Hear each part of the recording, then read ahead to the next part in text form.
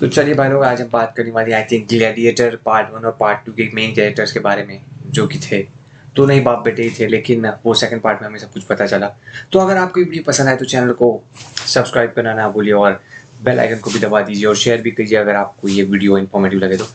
तो first of all मैं ये बताने जा रहा हूँ 2000 की बात कि जब ग्लैडिएटर आई तो वो बहुत ही ज़्यादा अच्छा था और ब्लॉकबस्टर भी हुई वो उस ज़माने की, और वो एक लेगेसी क्रिएट करती है, स्टेज सेट करती है कि भैया पार्ट 2 के लिए कि भैया आप भी आओ और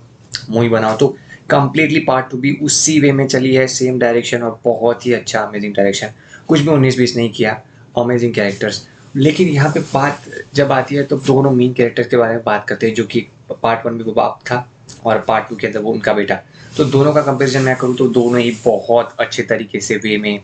दिखाए गए थे। दोनों ही एक अपनी आदमियों को लेकर के, अपनी अपनी चीज़ों को लेकर के बहुत ज़्यादा लॉयल थे। ऐसी चीज़ें नहीं है कि भैया कुछ भी गड़बड़ी वाली चीज़ है, नहीं, दोनों में बहुत ज़्यादा सिमिलैरिटीज़ हमें देखने को मिलती है इन टर्म्स ऑफ जब वॉरियर की बात आए, लड़ने की बात आए, या किसी चीज़ को अपने देश के लिए, मतलब कि जो अपना किंगडम है उसके लिए कुछ करने की बात आए, तो दोनों ही कुछ भी कर सकते थे। हाँ, दोनों में ही एक चीज़ हमें देखने को मिली कि भैया दोनों थोड़े बहुत नाकामयाब भी रहे कुछ चीज़ें करने में, लेकिन नहीं, वो फिर से स्टेप अप करते हैं, मतलब कि और अप में जा कर के वो लड़ाई लड़ते हैं। तो वो चीज़ भी हमें डायरेक्टर जो रिडली स्कॉट है वो हमें परफेक्टली दिखाते हैं कि किस तरीके से एक मूवी को होना चाहिए। ये मूवी हमें, दोनों ही मूवीज़ हमें वापस से उस एरा में लेके चले जाती है। मतलब कि अगर किसी को हिस्ट्री के बारे में ना पता तो बता दूँ, जैसे ये 2000 चल रहा है तो इसमें से एक ज़ीरो माइनस कर दो तो 200वां साल, तो ये तब की स्टोरी है, उसके अराउंड घूम रही है 200, 117, 180, 190 उस साल में घूम रही है। यहाँ पे नहीं, यूरोप की जो रोमन एम्पायर था, यूरोप में अभी आप देखोगे वहाँ पे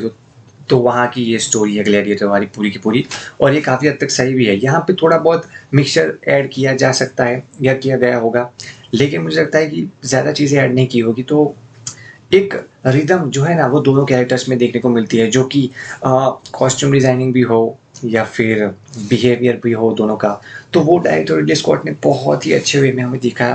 दिया है। आमतौर पे अगर दूसरे किसी डायरेक्टर की बात करूँ मैं, तो उन्होंने जो अगर पार्ट 2 आप देखोगे तो वहाँ पे उतना ज़्यादा एक नहीं कहते झुकाव और एक स्टेबिलिटी उतनी देखने को नहीं मिलेगी, लेकिन हाँ, कह सकते हो कि भाई मज़ा आया। और यहाँ पे मैंने देखा कि मुझे एक अलग टाइप का, जब मैं ग्लैडिएटर 2 देखने गया, मुझे एक अलग टाइप का एक्सपीरियंस हुआ। जैसे कि मैंने ओपेनहाइमर देखी थी, वहाँ पे मुझे अलग ही एक्सपीरियंस हुआ था, वैसा मुझे आज तक किसी भी मूवी में नहीं हुआ। तो मैं बोलता हूँ कि भैया हाँ, एक सिनेमा देख के आया और बहुत ज़्यादा मज़ा आया, और इसलिए मुझे लगा कि मुझे इन दोनों ही कैरेक्टर से रिलेटेड एक सेपरेट वीडियो बनाना चाहिए। तो इसलिए मैंने ये वीडियो बना रहा हूँ कि भाई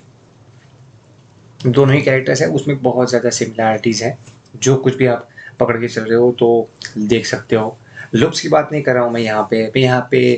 एक्शन की बात कर रहा हूँ कि कोई भी चीज़ें वो सुनने के बाद किस तरीके से अपने एक्शन को एक झुकाव देते हैं, या एक चीज़ देते हैं कि भैया कोई भी चीज़ उन्होंने पकड़ी, कि मतलब कोई भी सुनवाई के लिए आया तो उसके बाद वो किस तरीके से उस पर अपना फैसला सुनाएंगे या अपनी चीज़ें करेंगे। नो डाउट दोनों राजा नहीं थे, दोनों ने चीज़ें नहीं की थी, लेकिन वो उनके प्रॉपर मूवी में सीन है कि उनके पास कोई ना कोई चीज़ें आ रही है और उनके ऊपर वो एक्शन किस तरीके से लेते हैं, तो वो भी दोनों ने बहुत ही अच्छे तरीके से निभाया है। तो बस आज के लिए इतना ही, मिलते हैं अगले वीडियो में।